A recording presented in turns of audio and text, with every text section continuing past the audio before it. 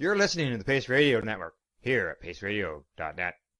The views expressed by the individuals during this broadcast are their own opinions, and they may not be the same as those of their group or other organizations they may be involved with. All medical advice during our broadcast is not a medical opinion and should be checked with your medical physician. Oh yeah, baby, that's lovely.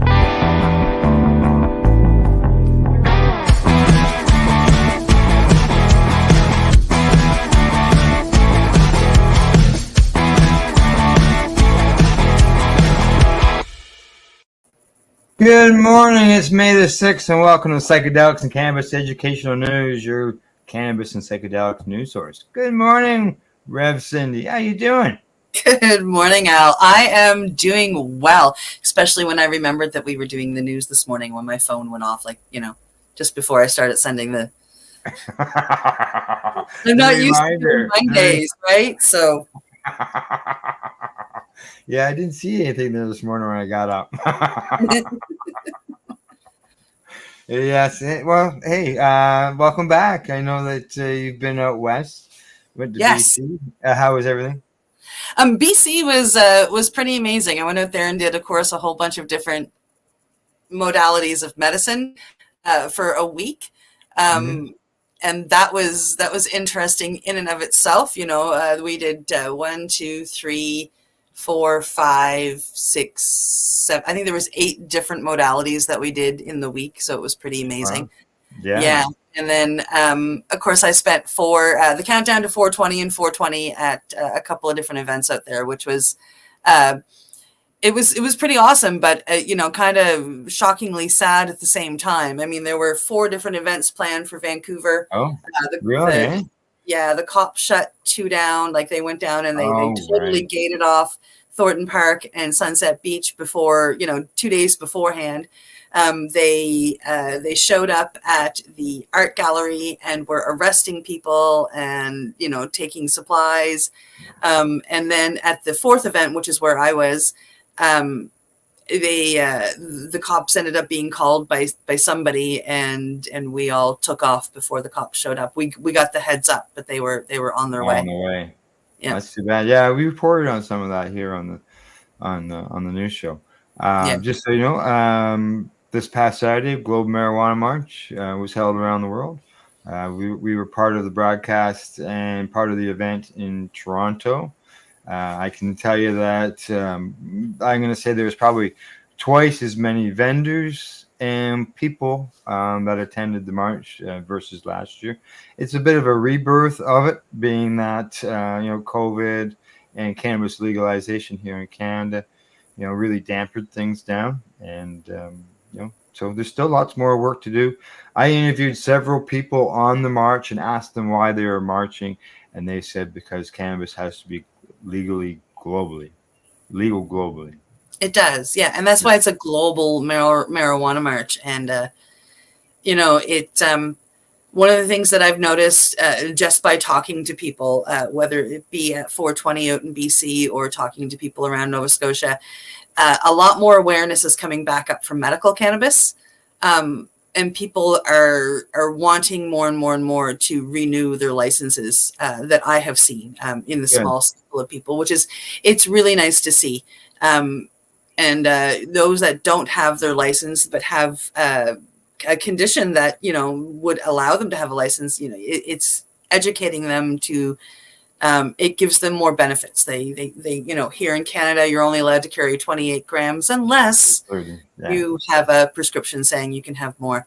So there are benefits and ways to inform people. It'll make traveling within the country a lot easier if you have your license. Yeah, that's for sure. All right, we'll get on with the news and start talking about medical cannabis. First story of the day coming to us from MJ Biz Daily. Yes, Canada's medical cannabis exports jump to $220 million as domestic sales fall.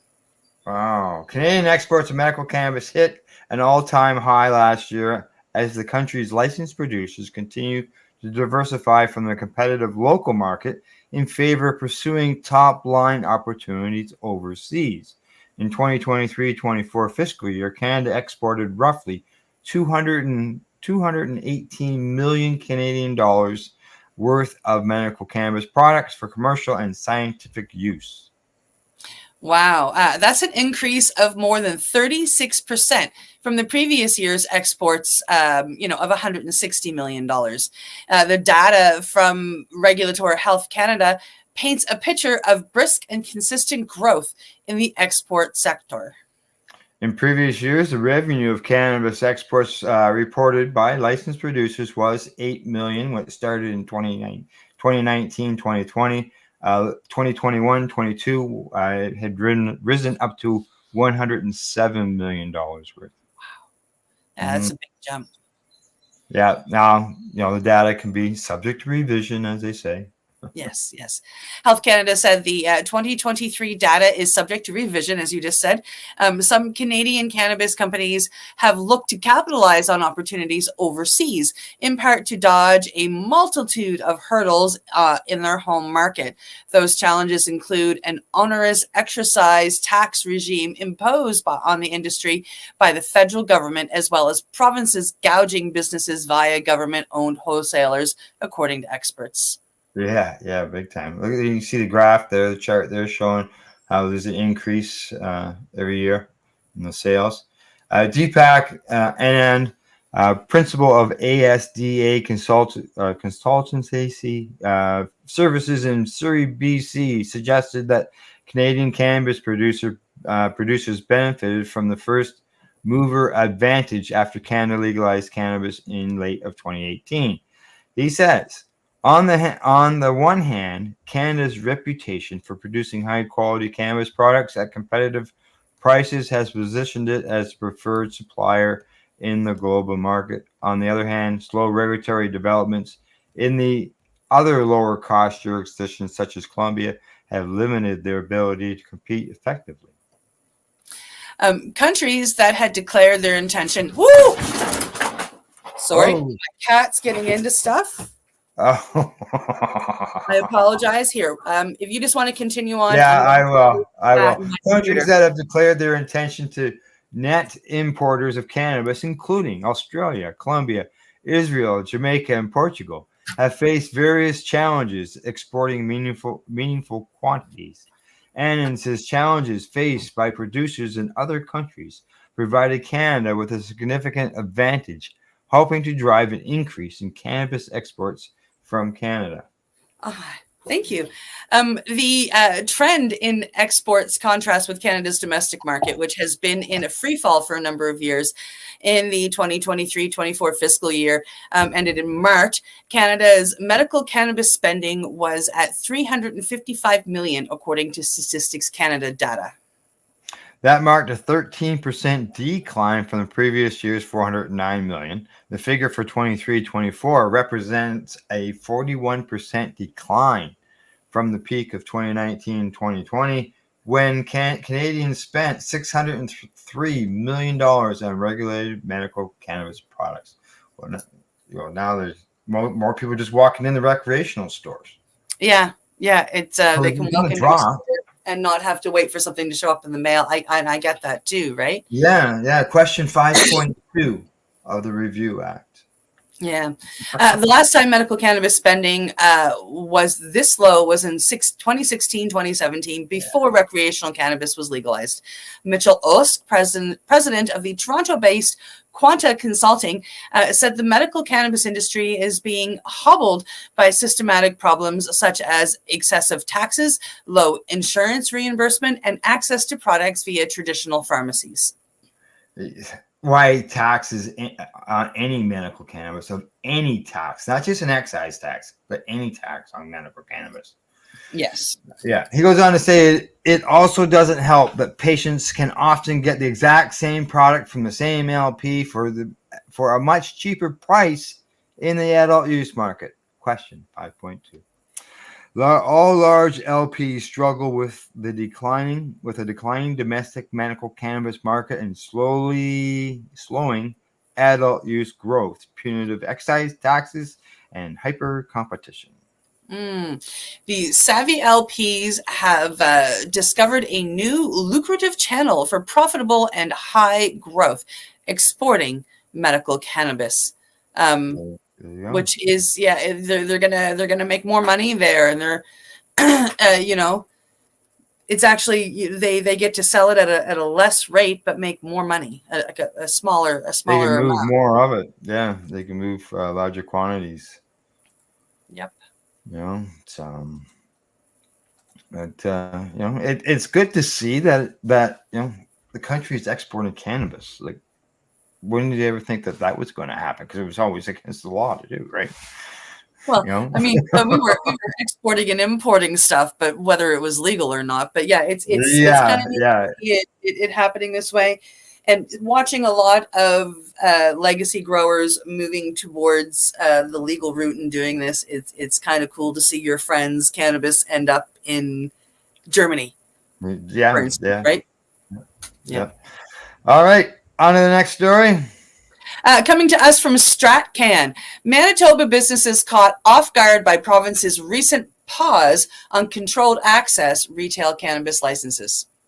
2 Manitoba businesses say they were caught off guard by a recent change to the province's cannabis store licensing program, impacting their business plans. In April, the Manitoba government said it was placing a temporary freeze on any new controlled access retail cannabis licenses for at least 6 months while the new provincial government looked into the issue more. These licenses for retail cannabis stores allow for cannabis to be sold in convenience stores and gas stations that carry other non-cannabis products. The province currently lists 205 cannabis stores licensed. 11 of those stores are controlled access stores. Eduardo Thamakin, a spokesperson for Manitoba cannabis producer Wow Kapow, said he and his partners were blindsided by the announcement as they were in the final stages of receiving approval for an agreement with Manitoba retail gas station Domo to supply the chain with their locally produced cannabis products. Thamakin tells StratCan that while Kapow and Domo had been in talks with the provincial government about their plans to supply 5 gas stations in the Winnipeg area with cannabis products and had expected some of the first licenses to be issued in May of this year. Instead, he said he learned of the news that the province was pausing the program in media reports rather than from the government, something that has left him and his colleagues confused. He says Wow Kapow signed an agreement in June of 2023 with Domo to supply several of their locations with cannabis. An ongoing discussion, he says, Manitoba Liquor and Lotteries and the Liquor, Gaming and Cannabis Authority of Manitoba were aware of. We all had a big meeting about how we were going to do this, explains the frustrated Famakin. Then over the next 11 months, we all worked together to get everything ready. So seeing this in the news, instead of them informing us, it was gut-wrenching. It threw us off. Just imagine. Now he sees the company is already having to lay off employees they had hired in expectation of this new agreement. In a prepared statement sent to StratCan, Douglas and Kate Everett, the chairman and president of Domo Corporation, said the company was disappointed to hear of the pause on the issue of licenses for controlled access cannabis stores, a change they blame on lobbying from the Manitoba's Retail Cannabis Council, an organization representing some cannabis stores in the province. After a year-long, extremely detailed application process, Domo was in the final stages of obtaining controlled access retailer licenses for our 5 stores when the government derailed the process. We feel it is particularly unfortunate that the Manitoba government is favoring large out-of-province chain retailers instead of local Manitoba-based cultivars, distributors, and retailers. Some cannabis retailers in the province have in the past expressed concern about such licenses. Melanie Bekovich, owner of Mystic Cannabis in Winnipeg and a member of the Retail Cannabis Council of Manitoba, told StratCan earlier this year that the organization had met with the Manitoba government to express their concerns with how these licenses were being issued. The RCCMB is pleased that the minister has been responsive to the industry's calls for a review on the controlled access license regulatory, says Bekovich. This category was intended to provide access to legal cannabis for rural and remote communities, but we're seeing most of these licenses in Winnipeg and Brandon. A review of the category could ensure controlled access licensing is being used in the spirit of its original intent. The minister will need to find a balance between limiting exposure of minors to cannabis sales and access in rural remote communities. Stephen Stairs, the chairperson of the Cannabis Business Association of Manitoba, questions the pause, arguing that Manitoba needs more access to legal cannabis, not less. Why put a moratorium on the controlled access licenses? If anything, we need more of these in urban areas to combat the black market. Recent police reports have shown that the black market cannabis industry is selling cannabis through small corner stores and bodegas. Pausing the ability for these types of stores to become legal licensed stores only enables the black market to continue selling out of these locations across the city without obstruction. Femikin at Wow Kapow says one of his frustrations is that the new provincial government, which replaced the previous government in an election in 2023, has not contacted stakeholders like Wow Kapow or Domo to let them know about the changes in advance.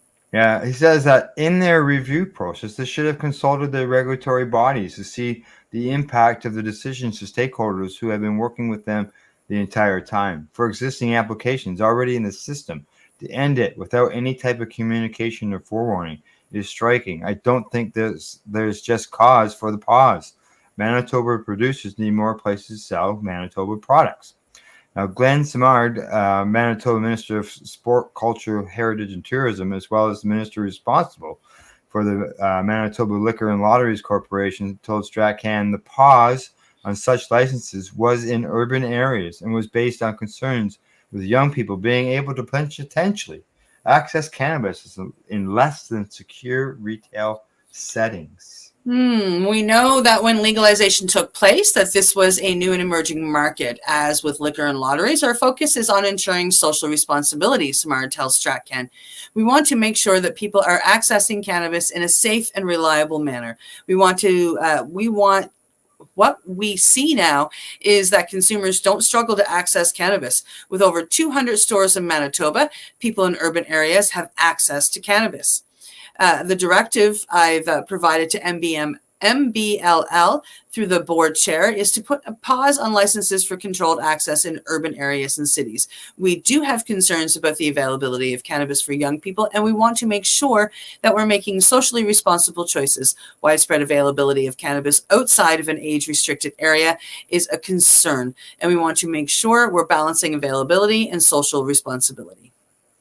He added, I'll be frank, we're not hearing an overwhelming desire for Manitobans to see cannabis available in convenience stores. That's why we're taking the time to do a review and get this right. People would expect this on the liquor side, where we're always considered market viability when looking at liquor retail licenses. Samard also says the new provincial government has no plans of changing Manitoba's private retail cannabis model into a publicly owned retail model, despite some claims from the opposition.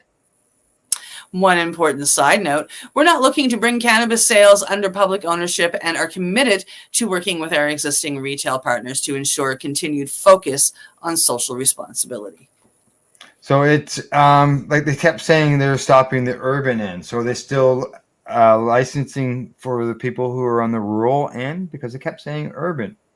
Yeah, I think what we're seeing is they are looking at it within the city of, like, say Winnipeg. That's urban, yeah. Or areas, which I kind of understand, because there's a lot of standalone cannabis stores. Yeah, and the program was set up for areas that that don't have coverage. Yeah. Where there isn't a lot of people who would go set up just a retail store in cannabis. It's sort of like they're near Roseneath. there's a business just outside of there that has, it's just a regular retail store, but it has alcohol. It's not a liquor store. It's not a regular. It's just servicing an area that is under doesn't have many. It's rural. And honestly, I mean, convenience stores. Just down the road here. I got one just down the road. Yeah, convenience stores have carried cigarettes for absolute years. And they, you know, one of the things that we're taught when we work retail in a convenience store is how to check for ID. They have to look over a certain age. I think the age now is 30 or something like that. So it's the exact same principle for cannabis, right? Yeah, in the stores, like it used to be, you know, you look overnight, you have, right? So yeah, if you look under 30, you're gonna get asked for ID, correct? Yeah, which is totally fine. I'm 52, and if you want to ask me for ID, I might leap over there and give you a kiss on the cheek, right? Because you know, at 52, if you want to card me, let's do this. But like, I mean, if the cashiers are being taught how to card for cigarettes, it's the exact same principle for cannabis or alcohol for that matter. Yeah. Right. So if you're going to allow them to carry cigarettes and alcohol, cannabis is right there with it, you know, as far as the Canadian laws. So yeah. Well, I can see, because they should still be issuing them on the rural end of things, and you know, Manitoba's going through some changes. They're going to be starting to allow to grow cannabis, so that's a good thing about it. So. Pretty exciting. All right, on to the next story. Yes, coming to us from Psy Post, psychedelic microdosing, a new frontier for treating ADHD symptoms and emotional dysregulation. A new study published in the journal European Psychiatry has shed light on an unconventional approach to managing symptoms associated with ADHD. The findings suggest that small repeated doses of substances like psilocybin and LSD could potentially help reduce ADHD symptoms and enhance some aspects of emotion regulations. These findings could pave the way for new treatments that could focus not only on the primary symptoms of ADHD, but also improving emotional and social functioning. ADHD is typically marketed by inattention, hyperactivity, and impulsiveness. Beyond these primary symptoms, many individuals with ADHD struggle with emotional regulation and empathy, which can impair their social interactions and relationships. Wow. Well, conventional ADHD medications like, I can never say that word. Amphetamines. Even with you say it first, I can't say it first. And methylphenidate. You're on your own. Target the core symptoms. They often fall short in addressing these secondary issues. Interestingly, some adults with severe ADHD symptoms have turned to microdosing, taking minimal doses of psychedelics as a self-treatment. Globally, up to 3% of adults are affected by ADHD. The core ADHD symptoms are known, such as inattention and hyperactivity and impulsivity are known and can be very debilitating. However, less known is that adults with ADHD suffer from problems with emotion regulation too, explained, study author Elaine C.H.M. Hagen, who is a PhD candidate at the Department of Neuropsychology and Pharmacology at Maastricht University. Some studies have even suggested that emotion regulation should be considered a core component of ADHD, as it experienced by up to 70% of adults with it. Emotion regulation involves all attempts to influence emotional experience and responses. For example, it may involve the ability to interpret an emotion eliciting situation, but also the inhibiting strong positive and negative emotional responses. Related to emotion. Go ahead. Oh, no, you can. Okay. All right. Related to emotion regulation is empathy, and together impairments in these constructs may impair emotional and social functioning. Current conventional ADHD medications, such as amphetamines and that word again, seems to be effectively addressing emotion regulation impairments, but to a lesser degree than their effect on core ADHD symptoms. Therefore, we wanted to investigate the effects of potential future alternative treatment option, microdosing with psychedelics, to investigate if microdosing is effective in improving emotional regulation and empathy in adults with ADHD. The researchers conducted 2 studies to investigate psychedelic microdosing impact on adults with severe ADHD symptoms. The first study included participants who either had a formal ADHD diagnosis or displayed severe symptoms indicative of the disorder. Individuals participated on their own initiative, deciding when and how to microdose. The researchers collected data using a series of online surveys that participants completed at baseline before starting the microdosing. And then again, 2 and 4 weeks into their microdosing regime.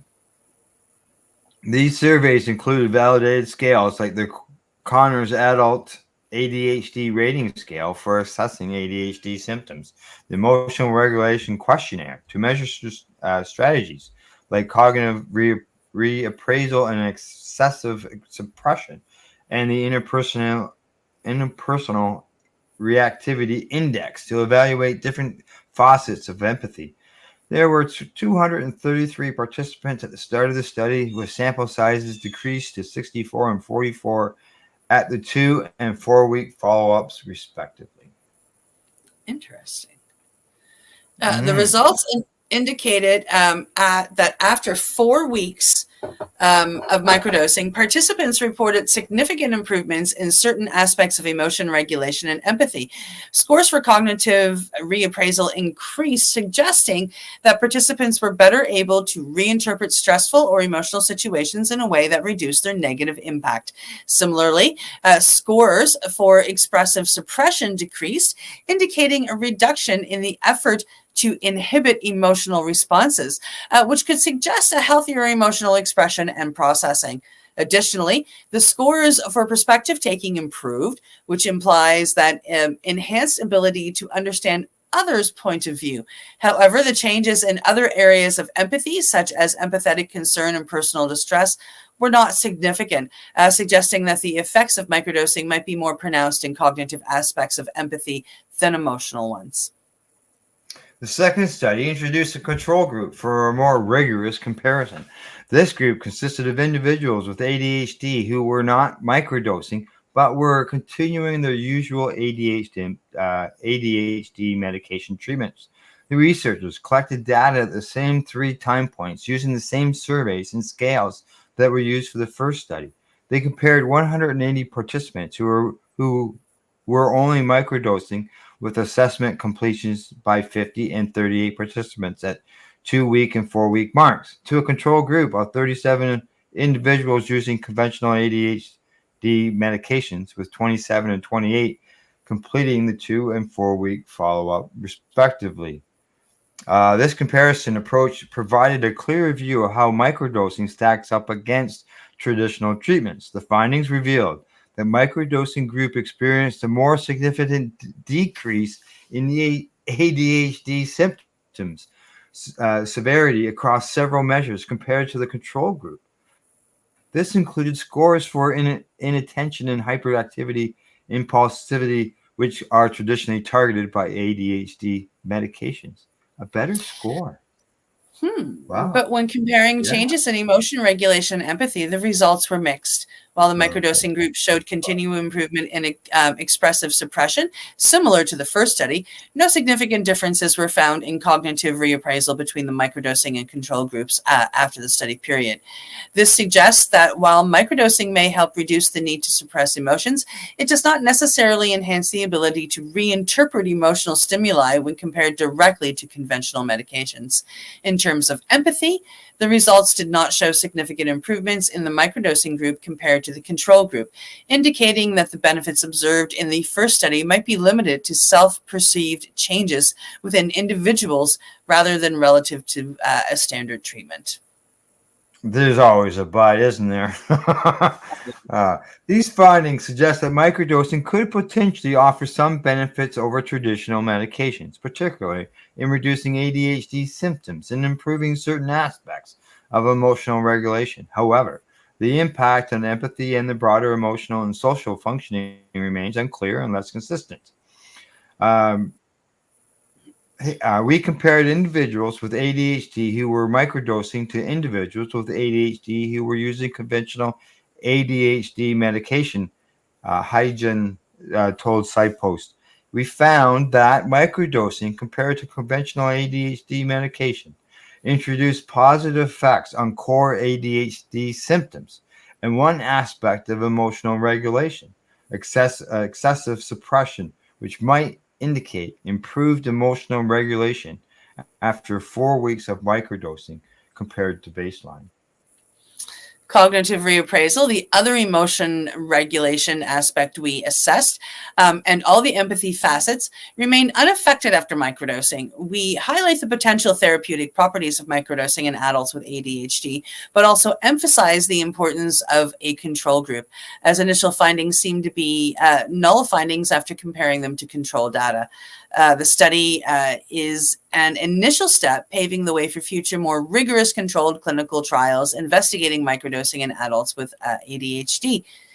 The naturalistic design of the study has several benefits, including providing real-world insights into how individuals using microdosing to manage ADHD symptoms on their own terms. The approach allows for observations of genuine behaviors and outcomes in everyday settings, but this method also comes with some inherent drawbacks. This is a naturalistic study, meaning we do not interfere with participants' microdosing practices, meaning that respondents use the substance, dose, and dosing regime that they preferred. This is the main limitation of such a study design, limiting our ability to draw strong conclusions about the effectiveness of microdosing. However, it still provides enough reason to investigate microdosing in ADHD further. Yeah. Regarding her long-term goals for this line of research, Hagen explained that she plans to continue investigating if microdosing is a useful alternative option for adults with ADHD through controlled clinical results. If so, we'd like to investigate its working mechanism and how it could be implemented in current clinical care. There you go. Who knew? Who would think, that microdosing with acid could help be a benefit to people for ADHD. For ADHD, but I've had chats with Ross Verbigliati, the Olympic snowboarder, and he is somebody that opened my eyes to that. That was his microdose of choice when he was training to keep his focus and whatnot. Wow, there you go. Which is quite interesting. Yeah, it is. Yeah, exactly. Well, it's commercial break. Time for us to take a break. We're only through the first 3 stories. The long stories. But we're halfway through the broadcast. Actually, we're over halfway through the broadcast. Yes. Yeah, exactly. All right. We'll be back after you hear from our sponsors. You're watching Psychedelics and Cannabis Educational News, found here at paceradio.net. We are people advocating cannabis education here at paceradio.net. Limestone City Hydroponics is Kingston, Ontario's hydroponics shop. Take your growing to the next level and create the optimal environment with a tent kit, or maximize your yield with an ebb and flow flood table kit. Either way, Limestone City Hydroponics has more sizes and options to fit your needs. Are you looking for the power of the sun that adapts to your budget? Then look no further, as they have professional grow lighting. They have indoor grow systems that are easy and cost effective, with many options to fit your living space and lifestyle. Cultivate your growing potential. We have everything you need to succeed. And if you can't make it to the store, they offer local delivery to the greater Kingston area. Remember, when you're looking for experts to help you grow, then look no further than the locally owned Limestone City Hydroponics, 105 Sunderland Drive in Kingston, Ontario. Call them at 613-548-0420. Enjoy the buzz of legalization with Campbellford Lifestyle Shop. From lights to plant nutrients, books, consumption accessories, and more, we've got all your basics to grow or consume cannabis. Visit our info center or take a look at our piercing services and body jewelry, now available in-store through Campbellford Lifestyle Shop, 17 Bridge Street West, Campbellford. Are you looking to get your medical cannabis grow license? Limestone City Hydroponics can help patients through the process of obtaining their license to grow medical cannabis. What's that?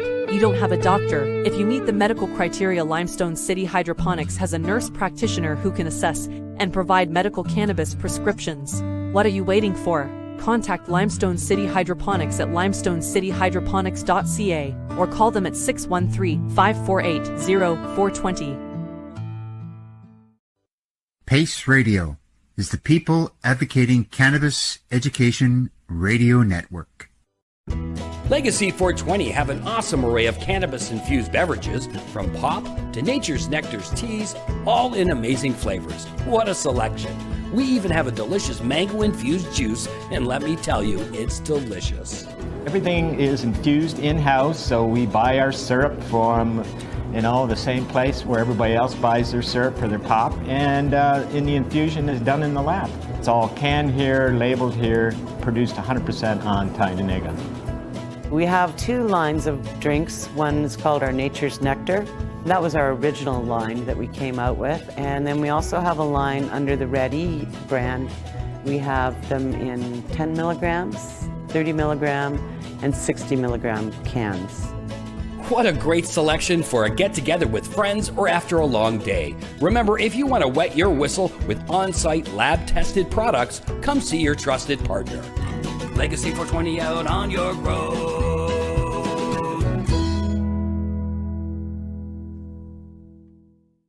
You're listening to the Pace Radio Network here at paceradio.net. And we're back from a medication break. What did I miss?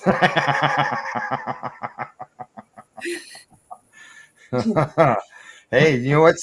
It's so nice out now. It's that time of year where I can leave the door open, and the dog and cats can come and go as they want, and I don't have to keep leaving. That's wicked. Yeah, and maybe next week I'll do the news outside because the weather's so good. So, all right. We've got a lot of stories to cover, and hopefully we can get them covered by the top of the hour. So we just better fly through them. So there's some that I might cut a little short, but we'll get the gist of the story out there. All right, here we go. Heading over to cannabis.net. But what about the UN drug treaties? Germany imports almost 35 tons of weed, while the U.S. tinkers with rescheduling cannabis. Germany had a record 34.6 tons of cannabis imported in 2023 for medicinal and research purposes, a significant increase from previous years. This inflow highlights how Europe's biggest medical cannabis market, which is federally regulated, is changing, as seen by the increasing interest that foreign organizations are showing in Germany's cannabis sector. Notwithstanding a little slowdown in growth relative to prior years, the notable rise in imports underscores the nation's critical position in molding the world's cannabis industry. The surge in cannabis imports coincides with significant shifts in Germany's regulatory framework, particularly the abolition of previous cultivation quota system. This system, which restricted domestic cultivation to select few companies, compelled the nation to heavily rely on imports to meet demand. With the introduction of a more flexible conditions for cultivating medical cannabis under the new legislation, Germany aims to reduce its dependence on foreign imports, ushering in potentially transformative era of domestic cannabis industry. Oh, Cindy, that goes back to our first story. Those numbers may lower next year. Yeah. Medical cannabis. When you read this, yeah. The abolition of Germany's growing quota system, which marks a watershed moment in the country's cannabis industry, promises a paradigm shift in cultivation dynamics. Only 3 companies were awarded permits to develop medicinal cannabis under the previous system, following a stringent application process. As a result, their total output was limited to 10,400 kg over 4 years. Wow. As a result, the shortage of supplies from domestic farms forced a considerable reliance on imports to meet rising demand. However, with the latest regulatory revision, enterprises may now apply directly to the Cannabis Agency for permission to produce medical cannabis. This decision marks a shift from the tight quotas of the past, providing a more streamlined and accessible route for firms to engage in cannabis growing. Peter Homburg, a major person in Germany's cannabis business, believes that the increased flexibility in cultivation conditions will progressively reduce the need for foreign imports, opening the path for more self-sufficiency in the home market. Once the growing quota system is removed, there will be a great deal of freedom for expansion and innovation in the German cannabis industry. By allowing a greater variety of companies to engage in cultivation, the regulation change fosters a more competitive environment that is advantageous to development and diversity. Moreover, this is a significant step towards aligning German cannabis regulations within evolving international standards, therefore enhancing the nation's competitiveness in the global cannabis market. Good for them. With transition away from the important independence may take time to materialize fully, the dismantling of the cultivation quota system sets the stage for a transformative journey towards the self-sustainability as companies seize the opportunity to expand their cultivation operations under the new regulatory framework. Germany itches closer to realizing its vision of a thriving and resilient domestic cannabis industry. Yay! Yay! Yay for Germany. That's exciting for them. Yeah. We'll just shut that down. That way we can keep going and catch on to these stories here. But yeah, I can see if they're shutting down imports, I can see that Canada's going to be affected by that. Oh, yeah. Yeah, 34 tons they imported. Yeah. Yeah, exactly. So those numbers are going to come down. All right, on to the next story. Coming to us from High Times. This is a study. Psilocybin enhances meditation. Yeah. Oh, there you go. According to the new research published in the journal Scientific Reports, psilocybin can boost insightfulness during meditation. The study explored for the first time a data set of functional magnetic responses images collected during focused attention and open monitoring meditation before and after a 5-day psilocybin-assisted meditation retreat using a recently established approach based on the MAPPER algorithm with topological data analysis, the researchers wrote in the abstract. After generating subject-specific maps for 2 groups, psilocybin versus placebo, 18 subjects per group of experienced meditators, organizational principles were uncovered using graph topological tools, including the optimal transport distance, a geometrically rich measure of similarity between brain activity and patterns, the researchers wrote. This revealed characteristics of the topology in space, i.e. abstract space of voxels, and time dimension of whole brain activity patterns during different styles of meditation and psilocybin-induced alterations. Perhaps most striking of all, the researchers found that psilocybin-induced positive derealization, which fosters insightfulness, specifically when accompanied by enhanced open monitoring meditation, was linked to the OT distance between open monitoring and resting state. They said that the findings suggest that the enhanced meta-awareness through meditation practice in experienced meditators combined with potential psilocybin-induced positive alterations in perception, meditate, insightfulness. Together, these findings provide a novel perspective on meditation and psychedelics that may reveal potential novel brain markers for positive synergistic effects between mindfulness practices and psilocybin, they wrote. The research was based on findings involved with 36 experienced meditators who completed 2 fMRIs, brain imaging sessions, 1 day before and after a 5-day psilocybin-assisted meditation retreat following a double-blind, randomized, placebo-controlled parallel group study design. Placebo or psilocybin 315 body weight absolute dose, I'm not sure what that is, was administered on the 4th day of the retreat, and the 11 DASC questionnaire for ratings of altered states of consciousness was administered 360 minutes after drug intake as a retrospective measure of subjective effects. Each scan session consisted of a 21 minute of resting state, focused attention, and open monitoring sequences, with each meditation lasting 7 minutes. For each subject, both scan sessions were concocted, and mapper-shaped graphs were generated and analyzed, the researchers explained. They concluded that compared with meditation alone, psilocybin alters the perception of the external world, presumably by increasing informational richness, which is reflected by increased OT distances between OM and RS post-retreatment. Barrett Singer, one of the study's lead authors, explained the inspiration behind the researchers. I was interested in the technical part of the topic because I am fascinated by how pure mathematics, especially topology, can be applied to extract important information from latent structures and data that is not apparent to other methods, Singer told the outlet SciPost. Psychedelic neuroscience and mediation is particularly interesting to me because I can see that there is a lot of research needed to better understand the mechanisms of these substances and techniques, and because I wish that this will help to use them in a beneficial way for individuals and society.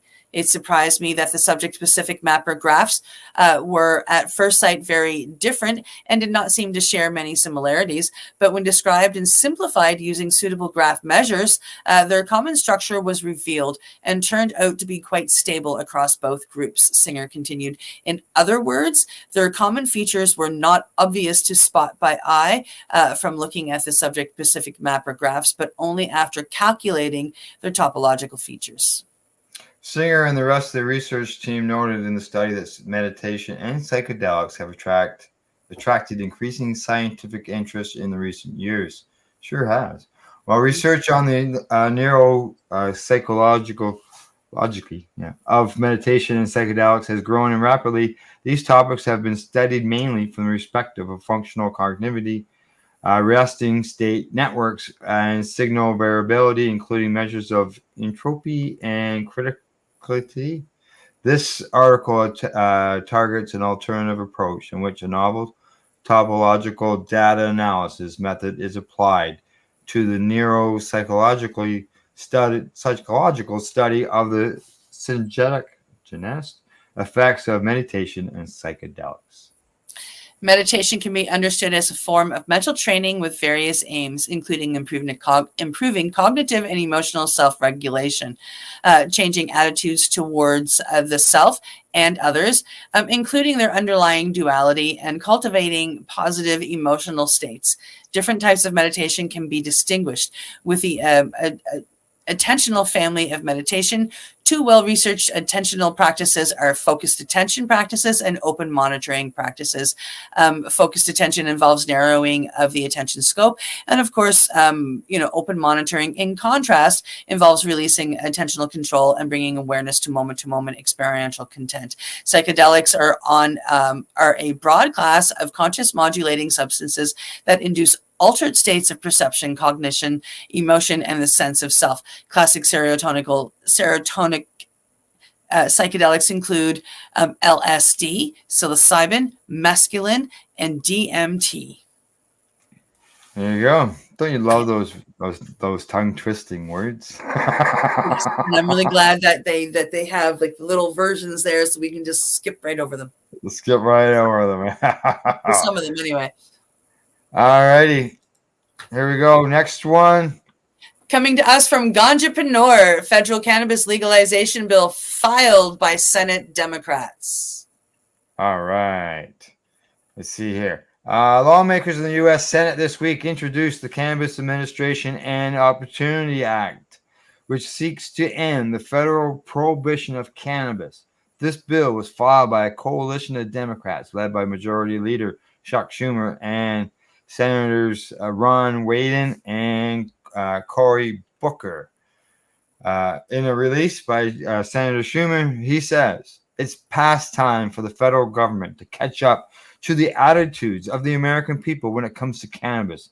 That's why we're reintroducing the Cannabis Administration and Opportunity Act, legislation that would finally end the federal prohibition on cannabis while prioritizing safety, research, workers' rights, and restorative justice. We have more work to do to address decades of over-criminalization, particularly in communities of colors. But today's reintroduction shows the movement is growing, and I will keep working until we achieve meaningful change. Let's do it. The CAO, which was first introduced in 2022, would remove cannabis from the federal drug schedule, automatically expunge federal nonviolent cannabis offenses, and establish a grant program aimed at helping individuals who were adversely affected by cannabis prohibition with housing, economic, and community development needs. Those grants and additional plans to expand cannabis research programs would be funded at least in part through a new tax structure on federal regulated cannabis products. These common sense policies will ensure a more equitable criminal justice system and promote public safety, Senator Booker said in a statement. Lawmakers proposed the bill on the day after it was reported that the DEA intends to move cannabis from Schedule 1 to Schedule 3 under the Controlled Substances Act. And a recent poll found that that was done in November, 70% of Americans, adults, support legalizing adult use cannabis. Get it done. It's about time. It's about time. You know, it's just ridiculous. Yep. It's they gotta get it. They gotta get it done. Yeah. All right. Catch up. I might. Heading over to SciPost. Psychedelics could make mental health worse in people with a personality disorder. Oh, where did it go? Hang on. It didn't show up. There we go. I got it now. There we go. Okay. Yeah. Something that might be on the negative end of things here.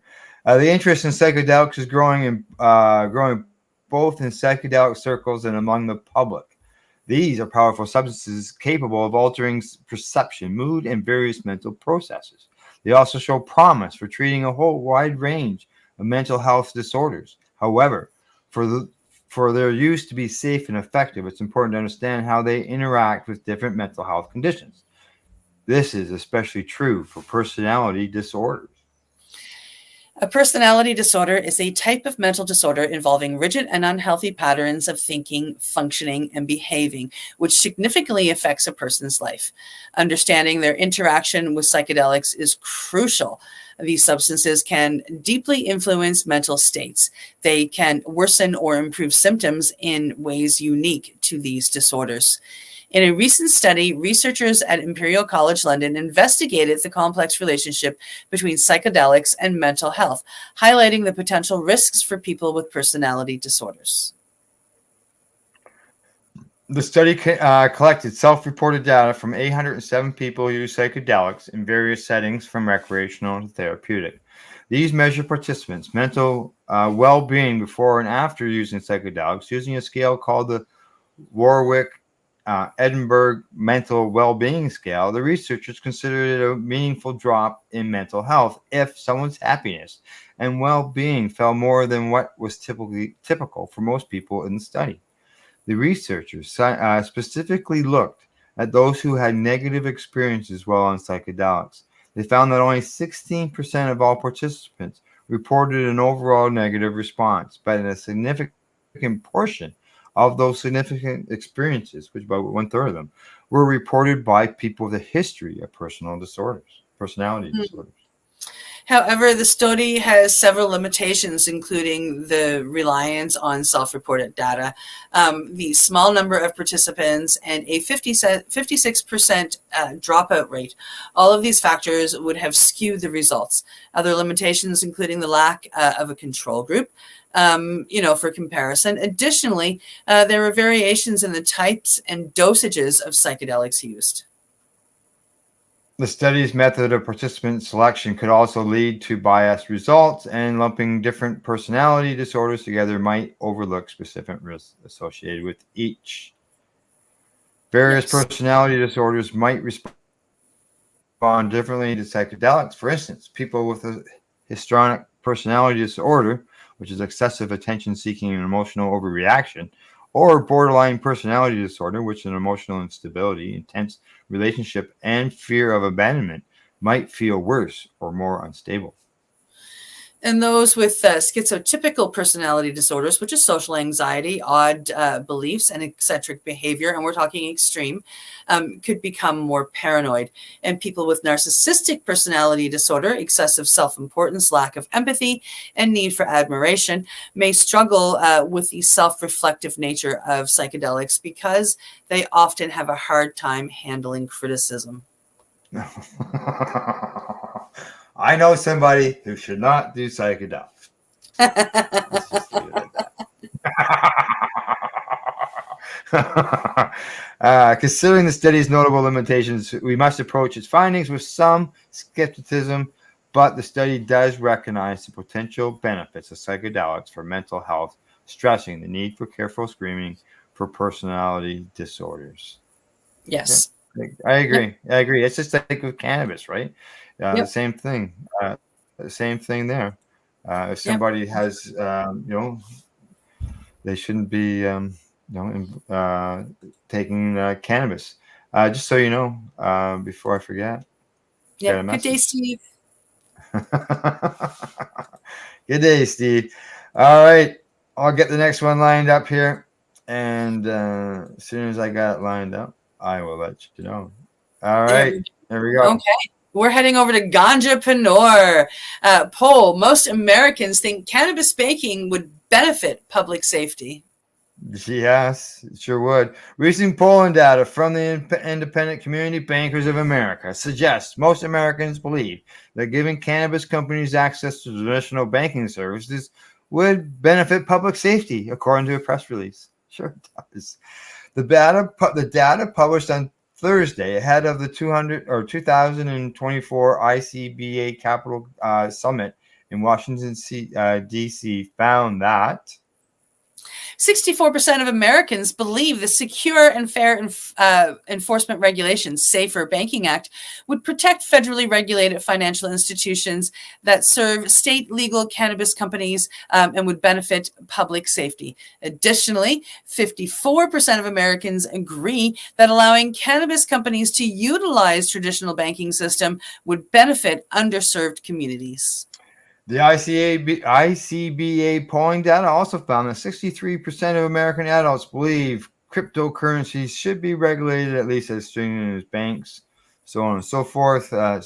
Meanwhile, the American Bankers Association this week that after cannabis was moved to Schedule 3 under the Controlled Substances Act, traditional banking services will not be available to state legal cannabis markets. Rather, Congress must first adopt the Safer Banking Act or a similar proposal to give the industry proper banking access. Why not pass the Safer Banking Act along with the CEO Act at the same time so that cannabis can become legal in the United States? Mm-hmm. They're both right there. Both laws are introduced. It's just get it done. Get it done. All right. I'm bringing up the last story of the day here. Okay. We are heading over to CTV News Toronto.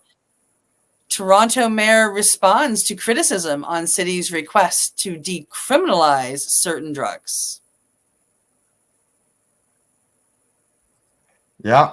Toronto Mayor Olivia Chow is responding to criticism over Toronto's efforts to decriminalize drugs in the wake of the opioid crisis, saying it misses a much more urgent need.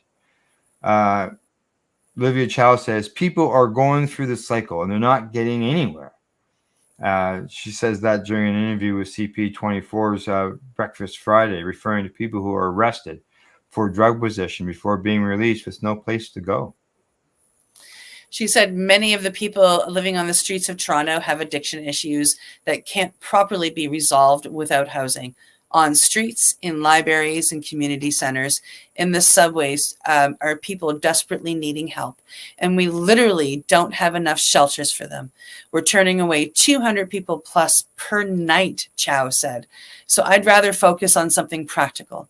House these folks. Get them into a treatment program. Earlier this week, Conservative leader Pierre Poilievre sent a letter to the federal government asking it to deny Toronto's request to decriminalize simple possession of small amounts of drugs for personal use.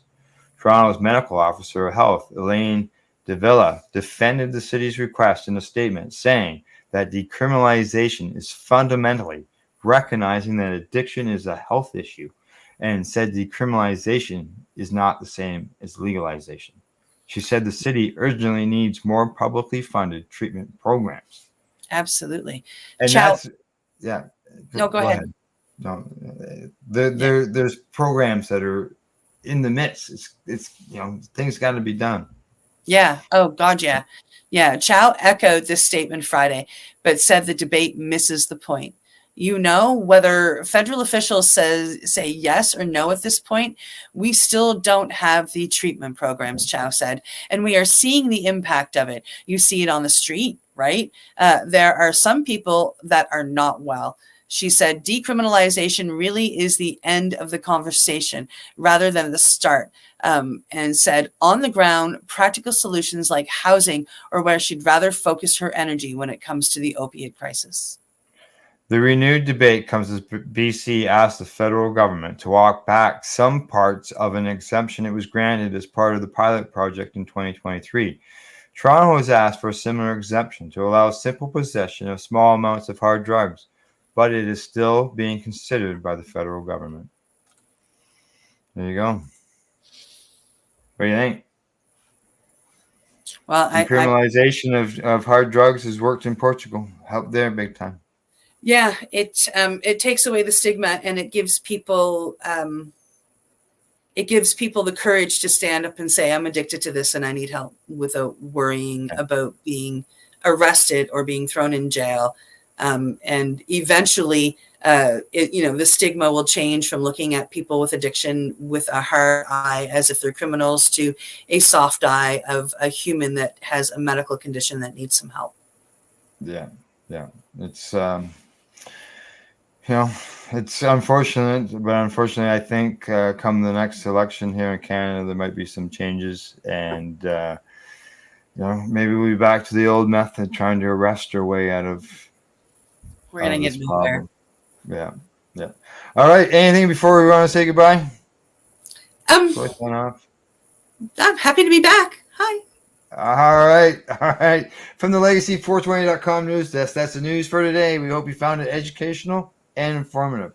Thanks to Legacy420.com, Campbellford Lifestyle Shop, and Limestone City Hydroponics.ca, and to you for watching the show, and Sydney for coming back from your holidays.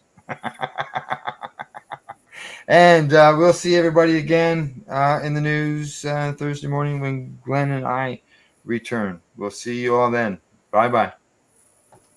You're listening to the Pace Radio Network here at paceradio.net. The opinions of the individuals during this broadcast are their own, and may not be the opinions of their group or other organizations they may be involved with. All medical advice during our broadcast is not a medical opinion and should be checked with your medical physician.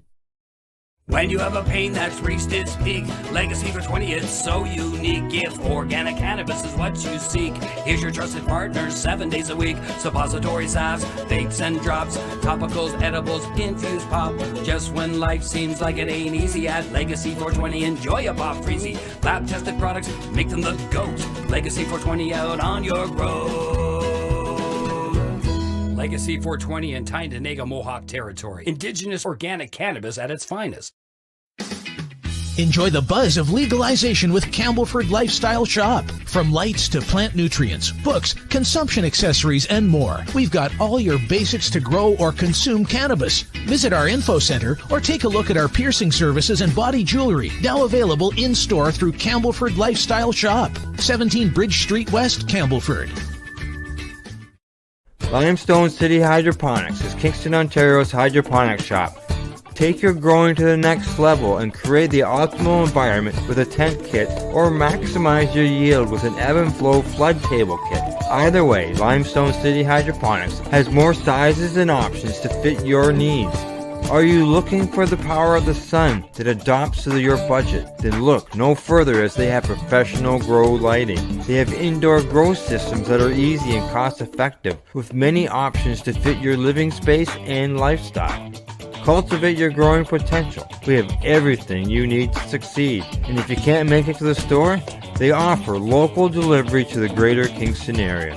Remember, when you're looking for experts to help you grow, then look no further than the locally owned Limestone City Hydroponics, 105 Sunderland Drive in Kingston, Ontario. Call them at 613-548-0420. We are people advocating cannabis education here at paceradio.net.